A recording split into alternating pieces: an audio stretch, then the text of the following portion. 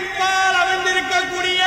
பாடல் பெற்ற திருத்தலங்களில் ஒன்றும் அம்பாள் மயில்வடியில் பூஜை செய்த தலமும் அரை நூற்றாண்டு கடந்து அபயா எனும் பெண்யாளை கொண்டு செய்யும் தலமும் காசிக்கு நிகரான 6 தலங்களுள் ஒன்றும் இந்திரன் பிரமன் யாழன் அகத்தியர் சப்த மாதர்களும் வழிபட்ட தலமும் திருஞான சம்பந்தர் திருநாவுக்கரசரால் தேவார பாடல் பெற்ற பிறப்பை உடைய தலம். பிறப்பு இறப்பு எனும் மாறுபாட்டை அகற்றுகின்றவன், எவிட்டாத ஆனந்தத்தை அருள்பவன், ஆதியும் அந்தமும் இல்லாதவன், என் நிறைந்த வடிவெடுத்திருப்பவன், உள்ளத்தில் அமிர்தமாக ஒளிபவன், விஷத்தை